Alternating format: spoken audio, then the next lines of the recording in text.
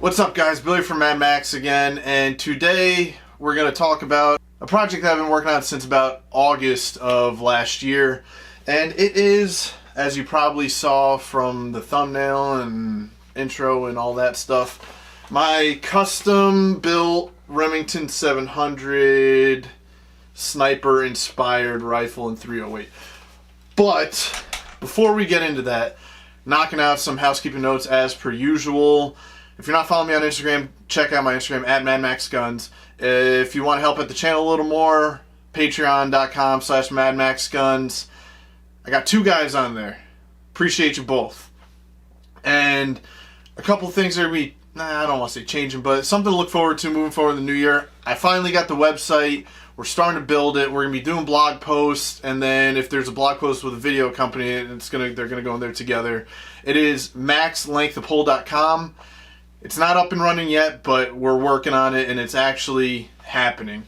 And we're going to be rebranding the YouTube channel to Mad Max Length of Pole or Mad Max LOP. I'm trying to take the dirty words out of my channel name and my social media handles and all that stuff for, you know, the algorithm. But the website's mostly going to be focused on blog posts, write-ups, stuff that videos wouldn't really... Stuff that, you know, wouldn't work in a video. Stuff that's not very exciting to watch, but it might be exciting to read about, or, you know, good information. But that's in the works. I got a couple buddies that are going to be going in on that with me, but if you, we will be changing the channel here to Mad Max LOP. Same thing with Instagram is going to be Mad Max LOP.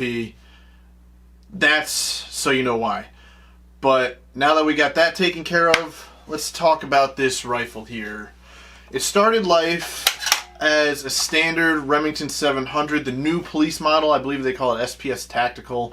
It was a 20-inch, it was a heavier barrel, and in a flimsy Hogue stock, or Hodge, I don't know how to pronounce it, H-O-U-G-U-E or some shit like that. Doesn't matter. Flimsy. The gun showed promise, but I couldn't wait to tear the barrel off of it and get to building. But the overall inspiration for this was to be like a sniper rifle. In my eyes, I wanted something in the realm of an M40A6 because they look sick. Except the Remington Racks, which is essentially just its KDEX chassis that has some other stuff going on in the front and the foldable stock. You got to give up your firstborn, maybe a kidney, or your left nut. I don't know. They're a lot of money, hard to find. And this chassis, which we'll get into, fit the bill more than enough, and I had one already. So we went in that direction. But we're going to go starting from the base outwards and then talk about performance, some other stuff. So let's get into it. At the heart, we have Remington 700 Action. It is a new model, has a RAR prefix in the serial number. I haven't had any issues with it. There's no weird things with the tolerances like they had at some point. But it's just Action. It came with the jeweled bolt. I really don't care about that at all. Honestly, I prefer that it wasn't jeweled. But it's starting to wear off, so that's cool. It's got a big old fat PTG recoil lug. I just wanted a big fat recoil lug on there. It usually helps, but in the chassis, I'm not sure if it makes a difference. It hasn't in my experience anyway. It has a International Barrels M40/M24 profile barrel. It's kind of like a number 7 profile, heavy varmint maybe in that, or varmint in that range, but International Barrels because of the M40 profile, which oddly enough isn't the same exact profile as the Snyder barrel used on the A6. Not that it really matters, but just for those who are wondering. The barrel is a 20-inch overall length with a little special gunsmith and done up front here to fit this guy. I don't know the whole nomenclature for it. It's actually on there. Surefire MB762SSAL/RE. It's a muzzle brake, 7.62 muzzle brake that's for a Surefire suppressor previous to the SOCOM ones we have now. It was, and this is what they had on the M40s. So I hunted up and down the internet until I found one on Gunbroker, and I bought it because it looks sick and actually works well as a brake. Will I be able to find a suppressor for it one day? I'm not going to hold my breath. But that barreled action has a... I was using the ProMark X or X ProMark, whatever the new premium Remington factory trigger is. It's not a great trigger. It's crisp. It's a duty trigger. It's crisp, but it's heavy. This, which I'll get into later, I found that was actually hindering some of my results just because me personally, with the 5-pound trigger on a bolt gun, can't really get consistent brakes. But that's just me. There's tons of people out there that do just fine with it, and good on you, but for me, it doesn't work. So I went to the actual Walker M40 trigger, which is adjustable, nice, clean. I mean, this isn't going to do it justice, but... And it's adjustable to... I have it set to right about 1.5 pounds, somewhere in that vicinity. But very good trigger, not very easy to find, fit the bill. Saw one pop up on actually Pacific Tool & Gage's website, so I bought 2. And very nice triggers. And again, inspired by the M40, got more M40 parts for you. It's all sitting in an MDT ESS chassis, which stands for Elite Sniper System. So again, sniper inspired. Would you look at that? And I think these look sick as hell. I think they look better than every other chassis that they put out, but it's not as competition friendly, hunter friendly, what have you. It's very, it's a belly shooting gun where you could do some obstacles and stuff with it. This actually is like good for a bag riding position. They actually make an Arca rail for this. I just don't have one. I would like to get an Arca rail for this section just because all the bipods I use now typically have an Arca rail on it, but the old Harris bipod 6 to 9 inch does just fine for now. Maybe one day I will actually get an Arca rail on here, or maybe not. We'll talk about that at the end. But nice fat MDT. I don't know if I believe it's the Elite grip, but nice fat vertical grip. It's nice. On top here, this is actually like the creme de la creme of sniper scopes, if you ask me. It is the German engineering Schmidt and Bender PM2, which police, military, what do they have in common? Snipers, gotcha. It is the 3 to 20. Now, I don't love it. With the price tag on it, they're in the $4,000 range. Luckily, I didn't pay for it. I would not pay that much money for it. The glass, phenomenal. It's hard to say. I would have to A/B it with some other scopes, but it is some of the best glass I've ever used. There's no chromatic aberrations, very crisp lines. Everything you're looking through, it looks like you're looking at life through 4K. I look through it and my eyes see better. Is that an anecdote? Did I just pull that out of my ass? I'll look through one, you'll see. It's so nice of a scope, but with such an outdated reticle. I can't stand... Let me backtrack. I don't want to say I can't stand... There's just so many better options out now than this reticle. It has a Christmas tree. I'm not entirely sure which reticle's in it, but it has the Christmas tree. But there's an X in the middle. I find having an actual crosshair in the middle of your reticle is very outdated. Everything now in like the more updated stuff has very fixed aiming reference point, just like a dot in the middle of crosshairs coming in, or there'll be a circle with the dot. There's so many options. And the crosshair, when I'm trying to shoot groups is where I'm really seeing the issues with this. It's hard to get a precise lock where you have the little dot, you can find a spot on the target and you keep putting that dot on in the crosshair. It just kind of gets a little fuzzy. But the performance of the scope is fantastic. I'm never going to do a full video on it, so it'll be a quick breakdown here. Very crisp, tight adjustments. Every full mill rotation, there's like like a deeper detent hole or some shit where it'll stop on that full mill. Nice zero stop that goes like 3/10 under. Locking turrets, very nice. Illuminated reticle. I'm not a huge fan of illuminated. I don't want to say I'm not a huge fan. I don't need illuminated reticles. It's not like my shtick where, oh, it doesn't have illuminated reticle, I can't buy the scope. I found in some illuminated reticles, it makes the actual reticle a little more bulky and harder. I like thin, crisp lines. It is a first focal plane. I don't like the magnification adjustment on it. It's like a rubber ring, and it just, I would rather be like the same material scope, like aerospace grade aluminum and a throw lever. But it does the trick. I'm not complaining. But overall, it's a phenomenal scope, but I just can't see spending $4,000 on it. But it's a great scope. And what's on M40A6? Schmidt & Bender. It's not this exact one. Very similar. So again, right at home. Hawking's rings, bubble level in there.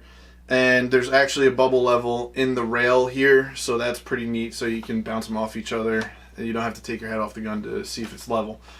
That's the quick down and dirty of the gun. I swapped the barrel on it in October, and since then I have exactly 446 rounds on it. Did a full break-in. I found with the International barrel that you actually have to do a break-in process. Like some of the barrel companies now, you spin them up, put it on the action, you shoot it, you're good to go. This one, I was a little worried. My first range trip, I was shooting like 1.25" groups with factory ammo. Everything felt like I was doing the job right. So I kind of panicked. I was wondering if maybe some of the gunsmithing, I messed that up. Brought it home, did a nice deep clean, put all the good stuff, punched it out, patches clear. And then brought it back out to the range, and what do you know? We're shooting tight. So, for me anyway, in my experience, this International barrel needed an actual break-in. Your experiences may vary, but that's what happened for me. I have 2 more that's going to be spinning up soon for a futures project. I'll talk about that in the end, some stuff to look forward in the future, but this barrel did need a break-in. Now, I've been shooting pretty much all match grade ammunition, with the exception in the first 40 rounds through where it was just M80 ball, just to get some rounds through the tube, heat it up, whatever, break it in with the shit ammo. Since then, I've done a full load development with Berger 175s. Typically, I'll shoot CR Match King 175s, but I found Bergers in stock, and those in the past 2 years have been like unicorn piss, so I got hopped on that. I've also been shooting a lot of Berger factory ammo through this, pretty much because it's in Lapua brass, so you shoot it out there, you're breaking the barrel, and you get in groups, you're testing out the distance and everything, and on the other end, it spits out a fire-formed Lapua piece of brass, or Lapua, whatever you want to call it. But that is my hack. Once you have the Lapua brass on the other side, that's what I use for load development. Everything, all my loads are shot out of Lapua brass. Little life hack for you, I guess. On top of the Berger factory ammunition, I was shooting Federal, GG&G, a lot of Winchester stuff. I was shooting the new M80. No, I'm sorry. I was shooting the new M118LR and the 7.62x51 175 grain Botel hollow point, which I'm not convinced they're any different. The only difference I noticed with the cases is that one has crimp primers, the other one does not. But other than that, I believe the loads are almost identical. I have the numbers somewhere. Now, speaking of all the factory ammo testing, I also shot True Velocity polymer cased ammo. That was what brought on all the different factory ammos. The reason I did that is because I shot the True Velocity polymer case stuff in the past, and I was not impressed with it at all. And I wanted to give it another go. I will be doing a full write-up with all the data once the website's up. That'll probably be one of the first articles we publish, just so you can see how everything performed through this rifle in particular. And it was just free data, free to look at. And yeah, I thought it was pretty neat. But once all that was done, full load development was done with the 175 OTM by Berger. I used Varget because that's what you shoot out of 308. I do want to do a load with Sierra Match Kings with Shooter's World Precision and IMR 4064. 2 great 308 powders, but for my main load, it will be Varget. If you have any questions about my load development process, shoot me a DM on Instagram or drop in the comments if it's a quick question that I can answer quickly. But that's not something I'm going to do a full video on. Performance-wise, out of the 20-inch barrel, we're shooting about 2650, and we get groups anywhere from high 4s to low 8s. They fluctuate in there. So I would call it somewhere between a 1/2 inch and a 3/4 inch gun with me pulling the trigger off a bipod and rear bag. I didn't do anything in a lead sled. Nothing was locked in. Everything was done in the prone on a shooting mat, Armageddon gear, Schmidt, and bipod. So if you locked it into a lead sled and took every human error out of it, could it shoot better? Probably, but I think that information is kind of useless because you're never going to be shooting like that in competition, hunting, what have you. Slight side note, I did try taking this hunting. Unfortunately for me, fortunate for Bambis out there, no deers walked in front of me. So I did not get anything this season with it. I will be doing a full hunting build for next year, but neither here nor there on that. There is the one per video. Performance-wise, on the long range, thing shoots lights out. My range is a weird one. I got a big open field with berm out to 600, then it drops off a bank and then comes back up out or a little bit past 1,000. It's right around 1150, 1130, somewhere in that vicinity. So out to 600, this crushes 4.1 mils is my data for 600, 3.1 for 500, and then like 2.4 for 400. I don't remember inside there, but absolutely belts the targets.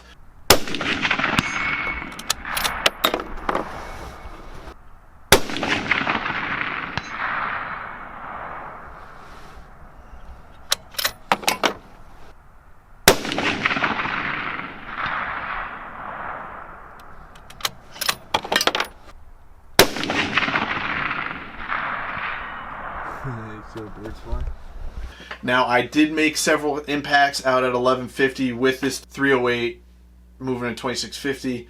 It was 13 mils. There it is. Luckily, there was no wind the day that I did it. I'm actually going out shooting again tomorrow. I think the weather's going to be a little worse. So I'll see if I can do it, but I'm not going to spend all day chasing bullets. But 13 mils out of 1150. Like, it's cool that I shot and made impacts on steel. You can't even hear, like, the naked ear can hear it. The microphone on the muffs can hear it. But one day I will get a target camera or even a drone out there and get some video footage of that. I might do some like reels or something like that because apparently you need to do those for the algorithm. But moving forward, I am extremely pleased with how this came out. I did switch some springs around in here. The Holland Deluxe spring kit, I lost a spring when I was changing the trigger out. It happens, especially in this mess. But I don't know if the fire pin spring really makes a difference. They claim it'll make your gun more accurate and have tighter SDs and ESs and more accurate. I don't know. I will say after I changed the trigger and the spring in there, it was shooting sub half-inch groups. But I'm leaning more towards that being a better trigger. But I'm thinking about taking it out of the chassis and dropping it in Mr. LT Gray's Macmillan A3-5. Why, you might ask? Because I want to. It looks sick. It's not going to be as modular or what have you. The chassis, or comfortable for that matter. Chassis for me isn't about accuracy, it's about comfortable, ease of shooting, that stuff. Jury's still out if it necessarily objectively makes the rifle more accurate. I haven't seen that personally in a lot of situations. Some situations, if you're coming from a real shit stock with tons of contact on the barrel, it will free float the barrel and lock in the action better, thus making the rifle more accurate or precise. I do plan on dropping it in here just because it would look sick. And it would look more like a M40 A5, A6 love child kind of thing. Plus this paint job is sick if it lasts. But that is what should be coming up next for this rifle. Now if you care to look at the last paper target I shot, up here, factory 175 grain burger, factory 185 grain burger jugs, and my hand loads with the 175 grain burger OTMs.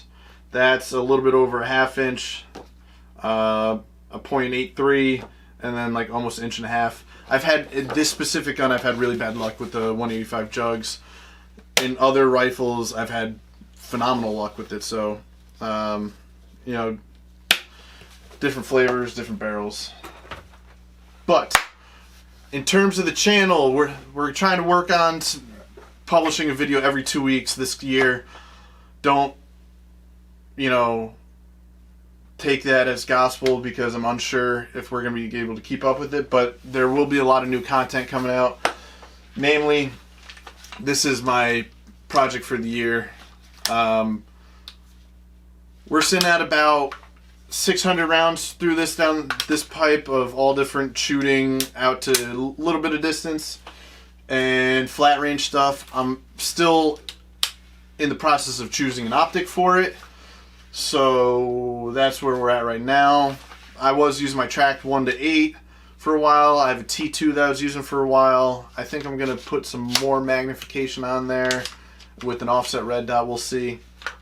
I'm going to be changing a couple more things around, getting rid of this stock for something more comfortable, and basically the optic, and I think I might change the trigger, but just a little sneaky peeky of my LMT SR15 love child. But yeah, there's that. Next year's competition build, this is very early stages of it. There's going to be a lot. I'm doing a Curtis action with the switch barrel. I'm going to be running one action with like 9 different barrels just because I can. And if you follow me on Instagram, you will see that we rimfire now, boy. Still got a lot of testing to be done on this, but as of now, this thing's fucking sick, dude. Bergara, barreled action in an ACC. This, we're going to be shooting some matches with this. Thing's sick. But that's my sniper build.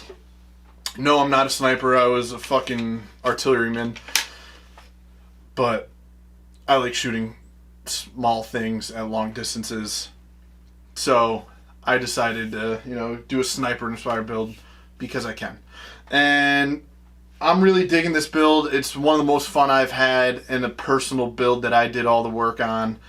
And I'm probably going to shoot the shit out of that. I have like 3 other 308s that are probably going to go to the back burner. Stumpy, still love you, but it's a gimmick gun. Who we kidding? But yeah, that's where we're at. That's where we're going. Hope you enjoyed it. If you got any questions about anything that I've talked about today, drop in the comments, hit the DMs, say something nice for the algorithm. If you liked the video, give it a big thumbs up. If you didn't like the video, eat a dick. You can hit dislike. Either way, that counts as interaction, helps the algorithm. Do you. You can't even see it anymore, so like I don't even know why would somebody would dislike a video if unless the video is either that bad or the person's just that petty. Thanks for stopping by. I'll see you next time. Peace.